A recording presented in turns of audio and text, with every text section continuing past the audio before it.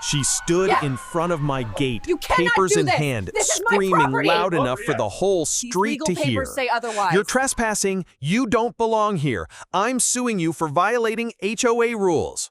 I stared at her in disbelief because my house wasn't even inside her HOA. She waved the papers like they were law, smirking as if she'd already won. Neighbors peeked through blinds, whispering, enjoying the drama she created. I wanted to laugh, but instead I kept calm.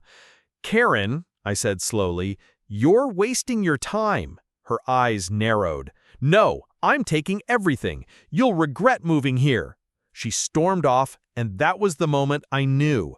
3 days later, it wouldn't be me fighting to prove I belonged. It would be her begging for mercy. The very next morning, a man in a cheap suit knocked on my door, pretending to be some kind of official. "Sir, you've been served. You need to vacate within 48 hours, he announced, trying to sound confident.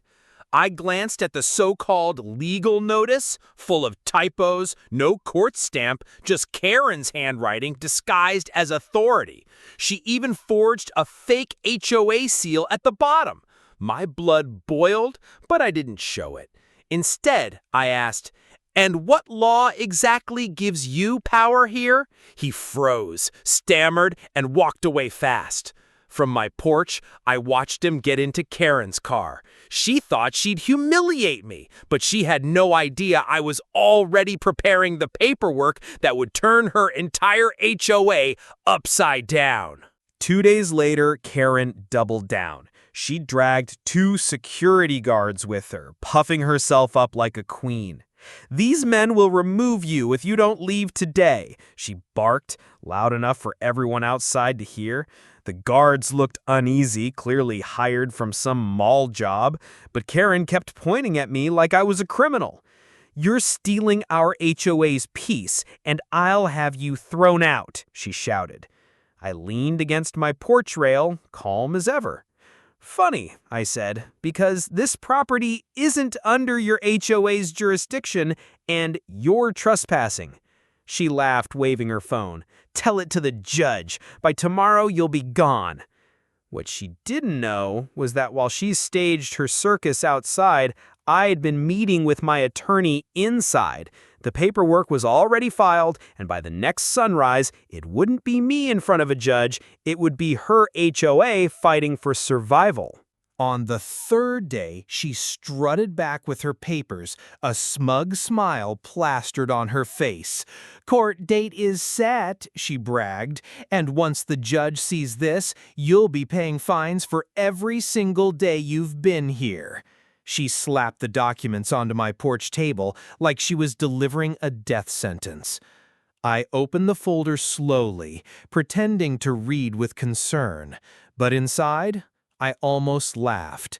Every single page was fabricated. No real docket number, no county seal, just her HOA's nonsense. She had no clue the county clerk already had my petition in motion, a petition to dissolve her entire HOA for fraud, abuse of authority, and impersonating officials. I leaned forward, lowering my voice. "Karen, you have no idea what's coming." For the first time, I saw her smirk falter. She didn't know yet, but the countdown to her downfall had already begun. That evening, the sheriff's cruiser rolled down the street, lights flashing. Neighbors gathered, whispering, certain I was finally being dragged out. Karen practically skipped across her lawn, shouting, "Finally, arrest him! He's been breaking HOA laws!" She stood tall, arms crossed, convinced victory was hers. But the deputy walked right past me and straight to her. "Ma'am, we need to talk," he said firmly. Karen's face froze. "What? No, he's the one." The deputy cut her off, holding up a file. "We've received multiple reports of false legal notices, impersonation, and harassment. These match your handwriting. Care to explain?" Karen's mouth opened and closed like a fish, her confidence draining in front of the whole block. Gasps spread through the crowd. For the first time, it wasn't me on trial, it was her. And the best part, this was only the beginning of what I had planned.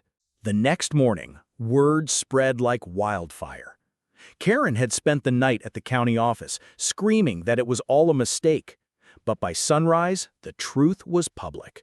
Her HOA wasn't even legally registered. Every fine she ever collected, every rule she enforced, every threat she made, it was all built on nothing.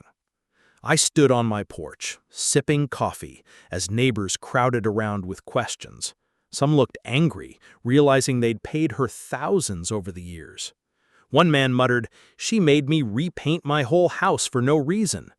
Another whispered, "She towed my car and pocketed the fee." When Karen finally stepped outside, she was met with silence. Then a wave of furious voices. "You lied to us! You stole from us!" She tried to shout them down, but her power was gone. I didn't even have to raise my voice. I simply held up the official county order. "As of today," I said, "this HOA is shut down permanently."